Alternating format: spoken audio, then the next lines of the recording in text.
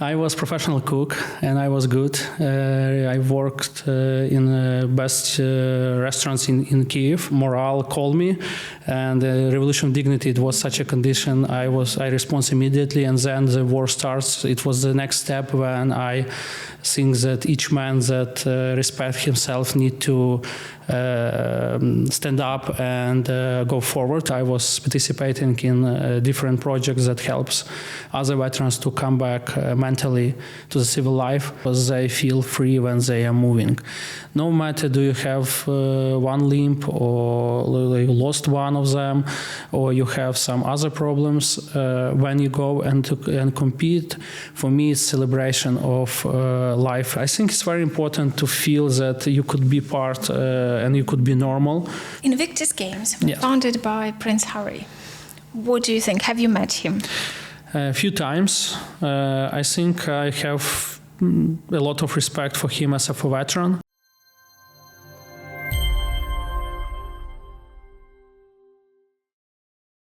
Hello, I'm Jenny Klochko, and today in Kiev I meet Taras Kovalyk. He used to be a fighter of the front line, and now he's a veteran. He's helping army with his charity projects, and also he's doing lots for Invictus Games. Hello. Hi. How are you today? Fine, thanks. It's a good weather, so it's a good feeling of spring now. So I feel fine. So you used to fight on the front line, and it's been twice for you. So basically, I served twice, but I was directly involved in in the front line in 2014-15. So I was like a soldier, like in infantry, and like take the part in offensive operations in that period in Lugansk region.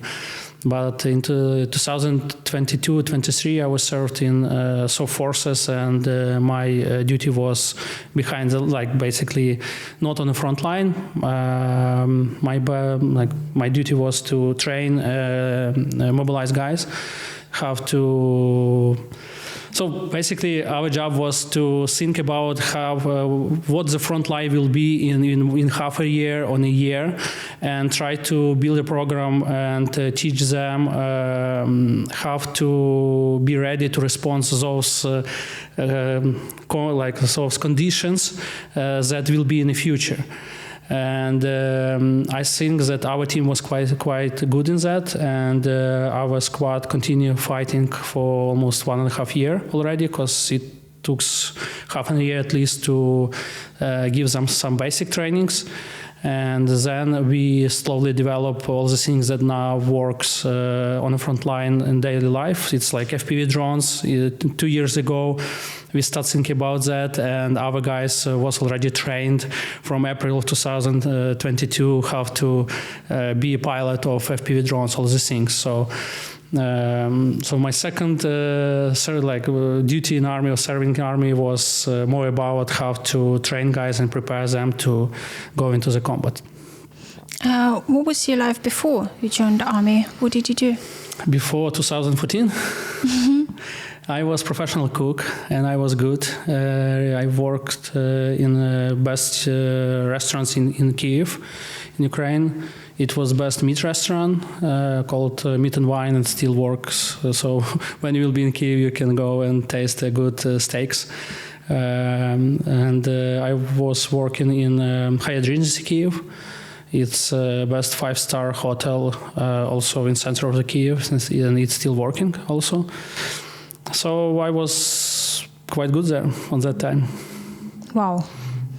From recipes and spices towards the front line. It's quite impressive. So between the front line was Revolution of Dignity, where I was participate and I was in self-defense forces there.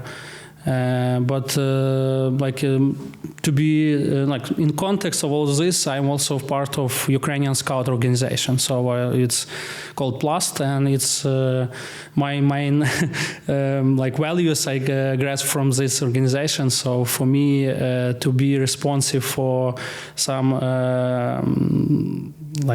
national things that demands to react for the people who are feeling as citizens. So I need to do some actions, and it means that I also was teaching kids how to be smart, like the Ukrainian citizen, Ukrainian.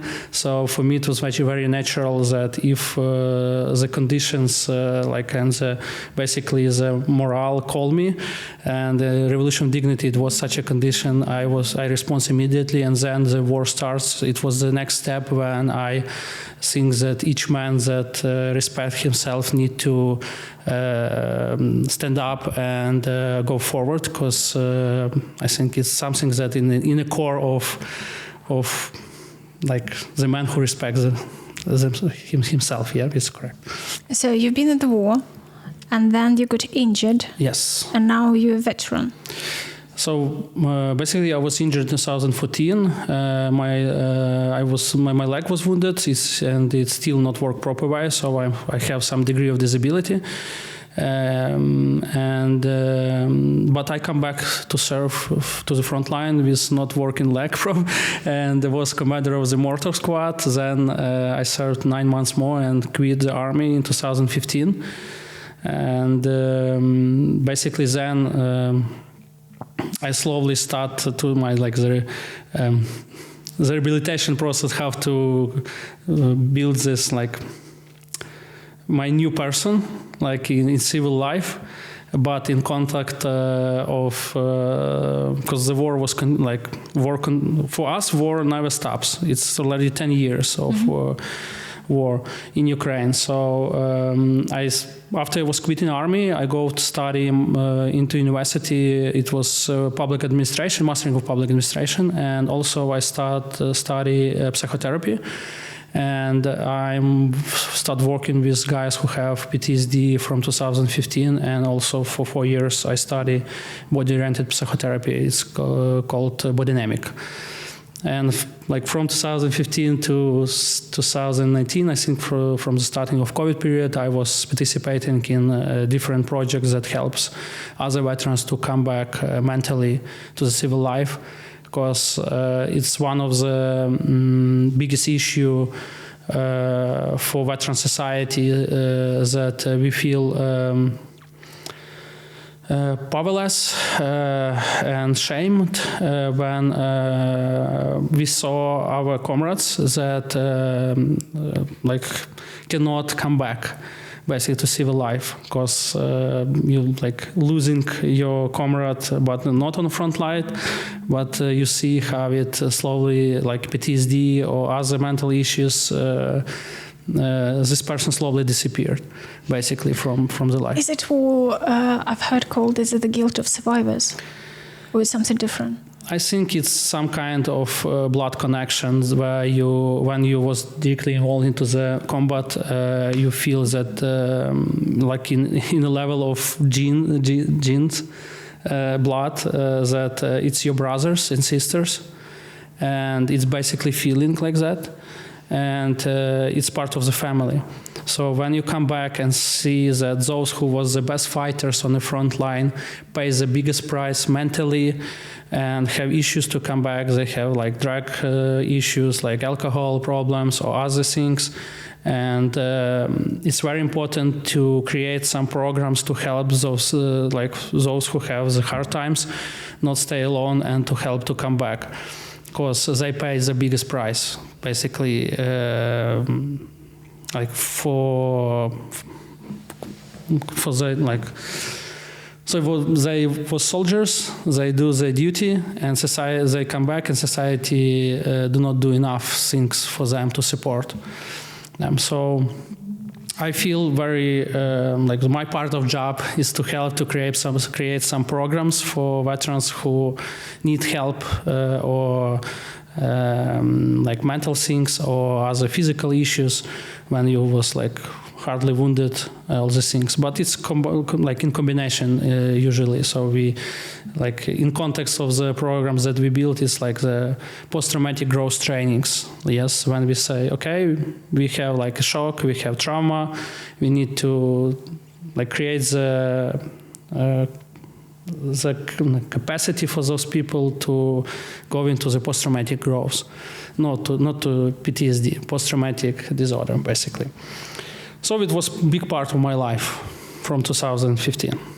And you got back to the army again, and now you are with the charity. And what's interesting, you have qualified, you're helping, understanding the needs of the armed forces, and it's not providing some number of drones or some elements or the car like many foundations or famous volunteers require, and there's more to that, isn't it? So I'm not working now. I'm working in the biggest charity foundation in Ukraine. It's called Come Back Alive, and we are different from other charity organizations. That like our main thought, main value, is to think smart and build some additional.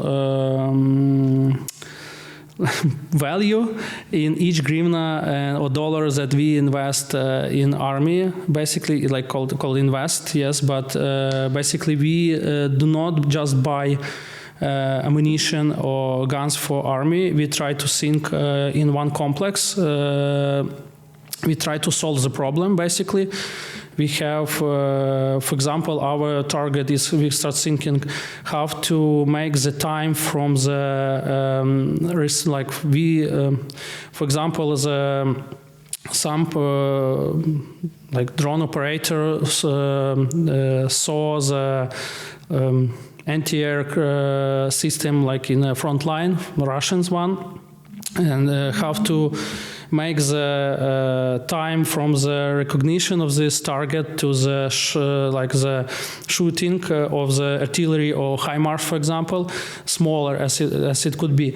And basically we start saying, okay, for those purposes we need to build some command center where will be like all information will go into the one point, and so how we can improve this time, like, so we create the project from ourselves and build this command center on a one vehicle, for example. Then we supplied for this artillery brigade, because HIMARS now in Ukrainian army is in artillery brigades, and we supply everything what they need to transmit this information, and basically, or even more, we give them like generators, EcoFlows, it's like the batteries. We give them Starlinks, we give them radios, vehicles, trucks, drones, basically, and everything that from the recognition to the moment when the rocket will hit the target will be the less time as it possible. It's the same in every field. If we supply some sniper things for snipers, for example, we do not even just buy the gun. It's only one thing that the sniper needs. He needs vehicle, he needs the drones, they need like the meteo station, they need everything like around the gun, because the gun, like the shoot that makes by the sniper, is only like the end of whole process that could take 99% of time and value that you need to invest before the sniper could go into the front line and make this one shot. It's correct, I think. So we try to do smart things, and because we understand that we have, like, it's no matter how much money we will have, it never will be enough. And because the war is so big that no matter how much money you have, everything will be just like in a dry land, just absorb and go into the nothing. So we try to think smart and improve everything where we go. We try to do it as much efficient as if it's possible.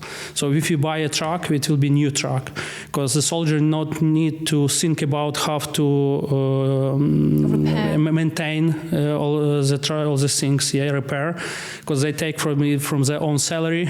Yeah, and try it's to. quite usual, isn't it? And the same, like if you have a drone, it's not only drone. You need to have the comfortable place to sit, coffee, basically. You need to have reserved drones, not only one. You need to have radio, generator, Starlink, everything. So whenever we basically, the benchmark of our foundation is to create the smart way of the project, and we try to invest each hryvnia or dollar as much efficient as it possible. But it also helps that in your foundation, there's ex-military men. You all understand, and it makes sense, because I remember when the war started and my nephew, he's with the special forces, and I asked him, how can I help you? And he's like, well, the British uniform would be good. And it's like, okay, because when I buy a school uniform for my daughter, there's a list and says there's cardigan, there's blouse, there's like 3 blouses or 5 blouses, and with the military uniforms, there's the whole thing, and I got lost. So thankfully, I had friends in the UK who understand and and they help a lot. So that's great that you are. I mean, with all your experience, with everything you learned through your combat, now is support to the current soldiers. You mentioned that it is difficult to find themselves in the peaceful life after retired from the army. And one of the things you do, it's Invictus Games, isn't it? Yes. So are you actually competing, or are you part of the management? I'm part of the management team, and my first experience with Invictus was in 2017 and 18 when I was team operation lead of Ukrainian team, and basically we was participate in Invictus Games in Toronto 2017 and then in Sydney 2018. And for me it was very opening, I think, experience, because it was first time in my life where I was so basically I will never compete as a competitor. And each time when I think about that, because I have a right to compete in this competition, I saw that I will be more effective in the role of manager. Because I study public administration, so I have a lot of experience in scout organizations, all these things. So I need to be as much effective. So it's more about cognitive, rational things, not about emotion. But my dream is somewhere in the future to build up the system of adaptive sports in Ukraine, and then go and compete in the system that I was partially involved into creation of this system. And maybe in the future I will take a part, but when it will be work as a system. Then I think that I done my work good. For the former soldiers who were severely injured or injured and they can't carry on with the service, which is more beneficial, to have this competition, to be part of the great community, to look forward to the next games, or it's more mental and find your new place in the new life, peaceful life, and among the people with a similar experience? I think it's very individual. For each person is different, but in general, I think for me, Invictus, I do not think that party is a good word, but it's about celebration. I think celebration of life and of movement, of pleasure of movement. When the wounded soldiers, those who suffer from like the invisible wounds, like mental things, could move and show themselves to the society and feel pleasure because they feel free when they are moving. No matter do you have one limb or you lost one of them or you have some other problems, when you go and compete, for me it's celebration of life and like themselves, because the stories that I was impressed the most, it's when I observed was like observation. Like I saw how people who come to the project was never smiling. Those guys who was officers and passed the hardest battles that you can even imagine. For example, one of the guy was smashed by tank. Basically, it was the Balsa operation, and he was commander, and he is like that time he's still alive, and basically he was commander of mortar squad. And he stayed on the second line. So it was Russian attack of 6 tanks, for example, and they do not run. They do not have enough anti-tank missiles or something like this, guns. But they do not run. They take a battle and they destroy, I think, 2 or 3 of the 6 tanks, and others run away. But one of these tanks just go into trenches and start smashing the guy that was in the trenches. And so those guy was smashed basically. His arm was cutted and his pelvic was smashed.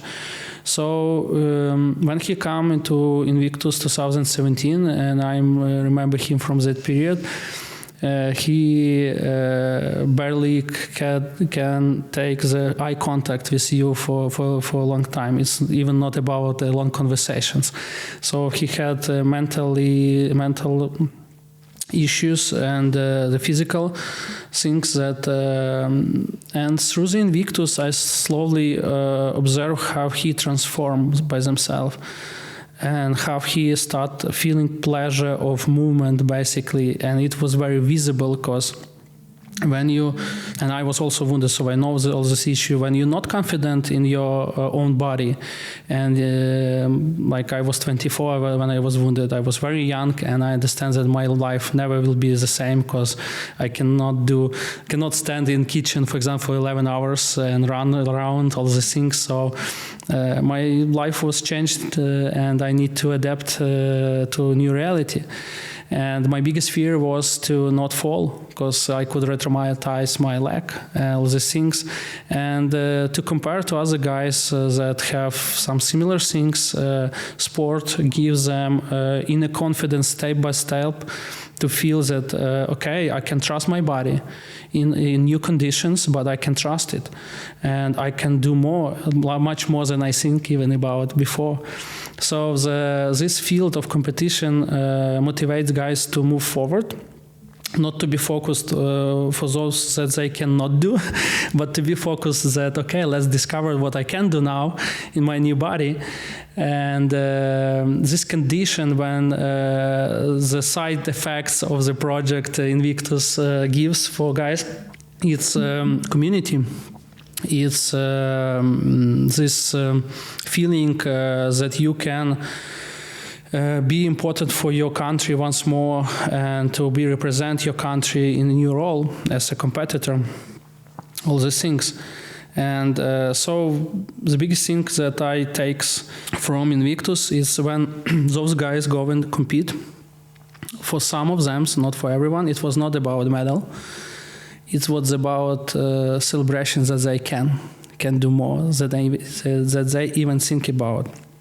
For example, it was a situation in the previous year, in 2023 in Düsseldorf, when our athletes cannot compete in finals of when you run on a track and give the stick from one person to another person. I do not remember the specific word, but we go into the finals. Our team goes into the finals, and one of the competitors he feel bad, and basically our head coach said, okay, we will not compete and say no for this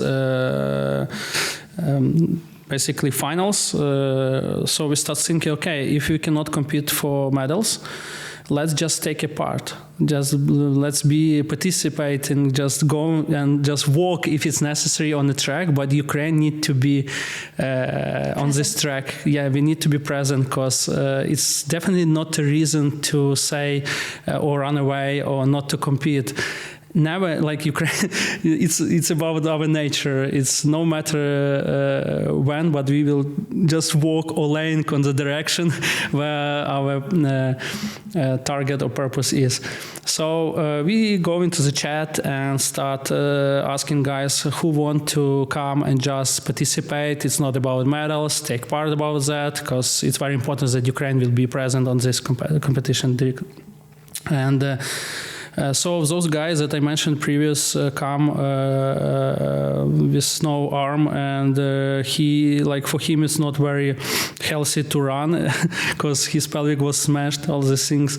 Then come one more guy, like one more competitor come. He was on prosthetic that was not like prepared to run, and he also have like and have no arm, so it's no leg, no arm, and he said, okay, I want to participate. And then come two more guys that was one has spine problems, but he walking, running, so he's fully functioning, but his backbone was broke in few places, but he like was very successful in lucky in rehabilitation. And then come one more guy who was wounded and serving the National Guard and say, I want to participate. And so you can imagine the moment when the running start.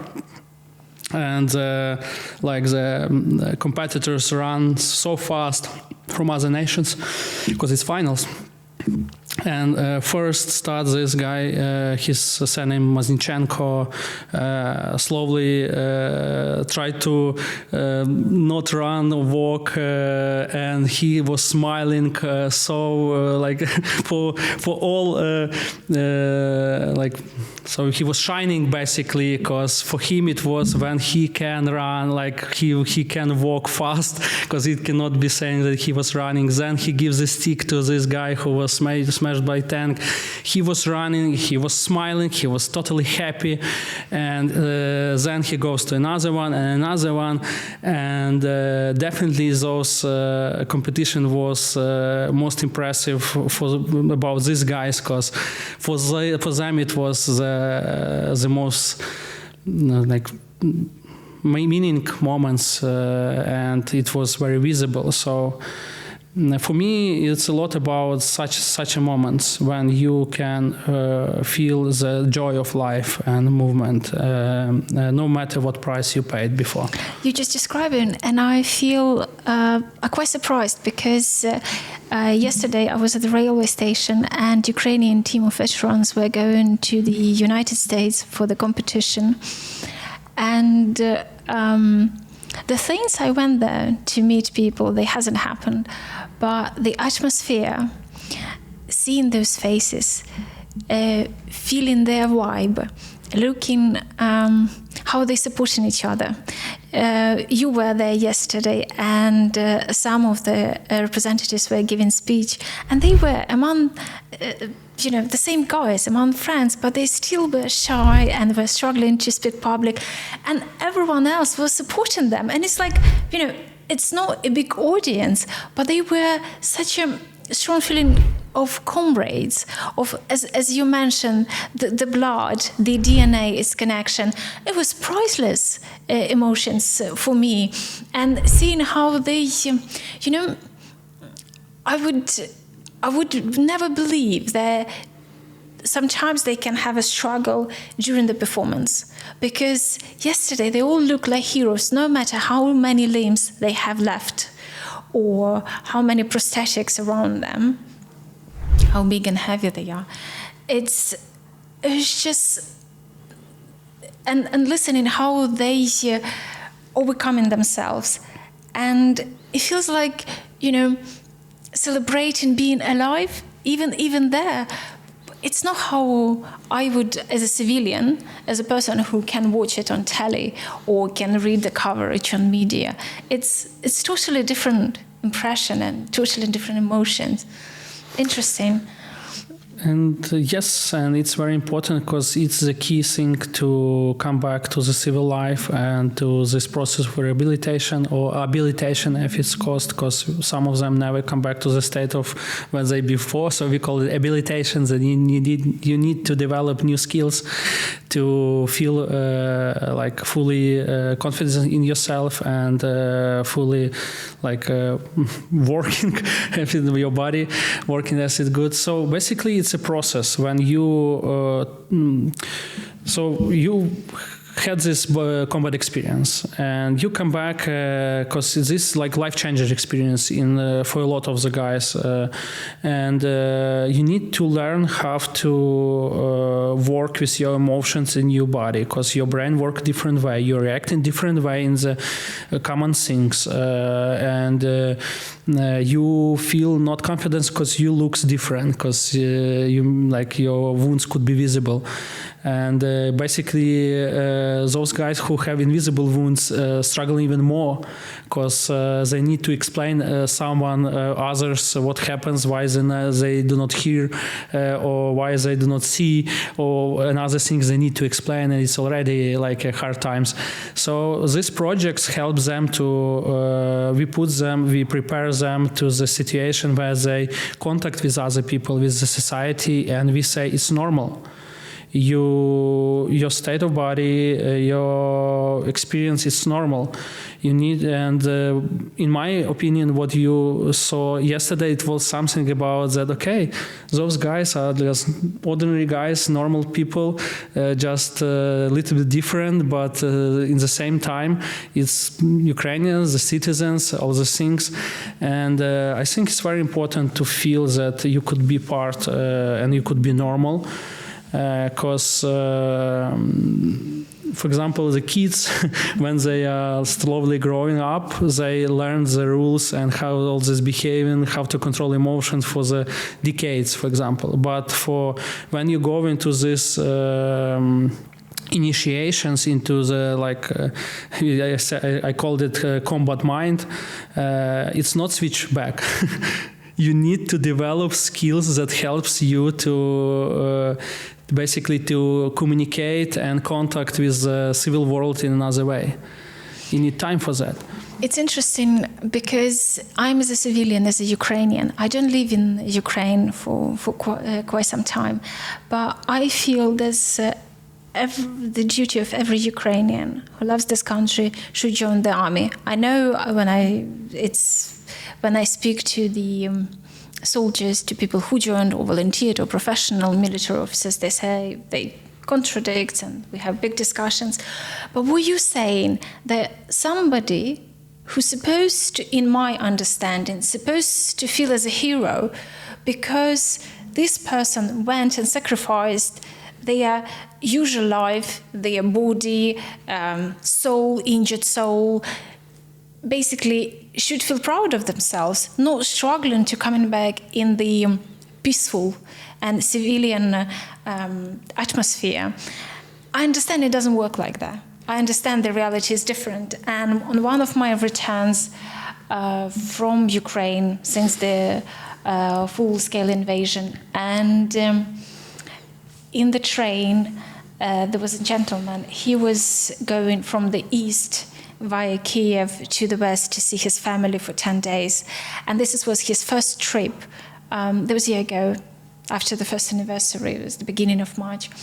It was his first visit to the family since he was a builder in Poland. So he came back to Ukraine and volunteered to join army. And how he felt uncomfortable among our civilians. And he was... we discussed later, and he says when he's in the east and there's noises and the military man and everything feels all natural and how it's supposed to be, but when they come here and here on the further from front line, there are different sounds, different behavior, lots of civilians makes uncomfortable. I think it's the main thing that our brain very like our instincts very smart, and we have like the two states, battle state and peaceful like state of mind. I think as I try to understand for me and for other veterans or active soldiers, what we teach them, that our conscious cannot switch so fast as we can move through the train or by the plane. So in army, we have like the period when you need to decompress basically, and to give you time to switch from this state when you was surviving to the state where you can feel pleasure of life.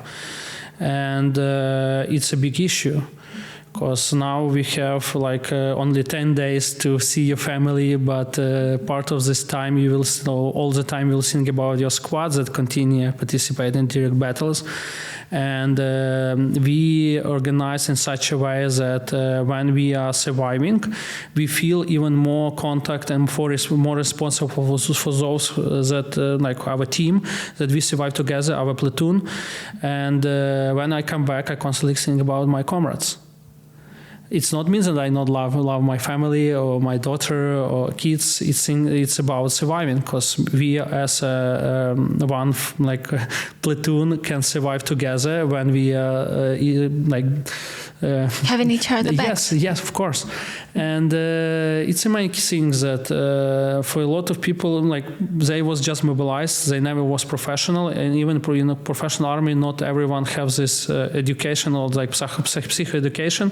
We call it the basics. What will happen with your conscience? What you need to do? What skill you need to develop? All these things. So yes, when you come back for a few days, your conscious react to some noises as it could be threatening to you, and you can react, and it will be not a normal reaction in society.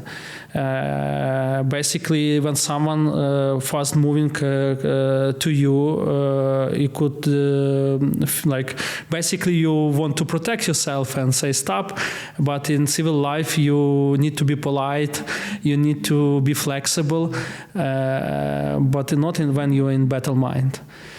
So a lot of issues, it's a question of time, and these basics of the psychoeducation that you need to learn as a soldier or as a veteran, and it will help to make this transmission more smoothly, if it's correct word, and without less conflict, all the things. And because many core things, it's like about safety, all around safety, yes. And we try to, those who are veterans for 10 years already, we try to share this knowledge and explain what happens with those who ask, at least. Invictus Games, yes. Founded by Prince Harry. What do you think? Have you met him?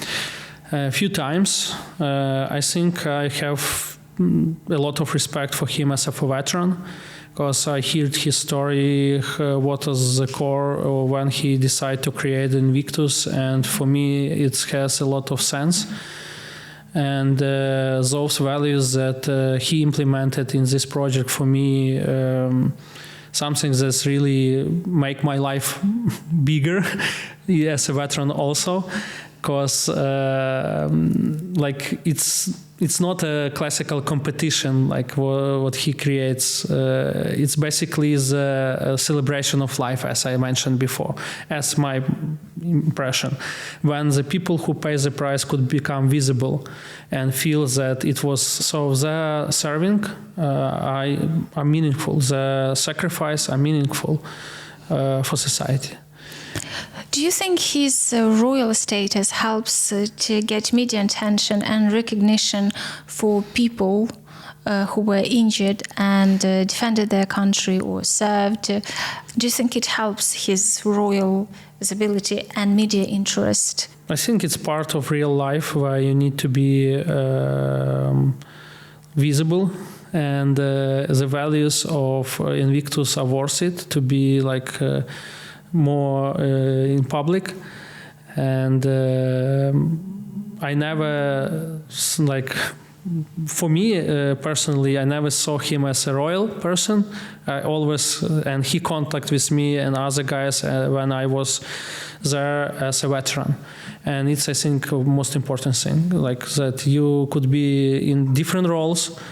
You could be like from different, like it could be noble or something like this, but if the person could go and contact as a veteran, because he is, it's so I have a lot of respect for that.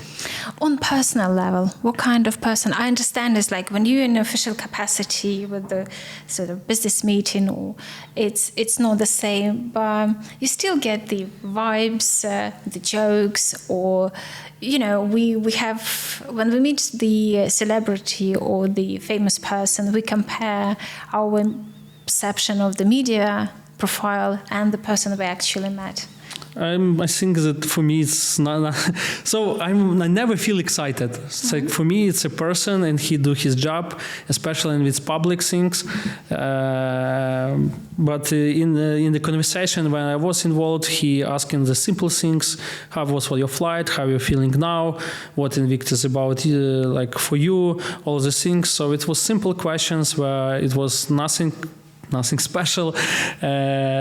He was like as a part of our squad or our team, and it was so. I think the core thing that he felt for the veteran community as a part of it, and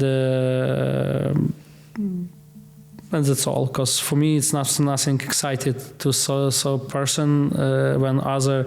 I know that for people from Great Britain it's something special, all the things, but for me it's okay. It's one more person that do a lot of great things for other veterans for all the world, and from this point I respect him, and I have no opportunity to speak like with him like private or something like this to know like to build my own impression what is the person, what he is the person, all the things. But have you met Meghan Markle?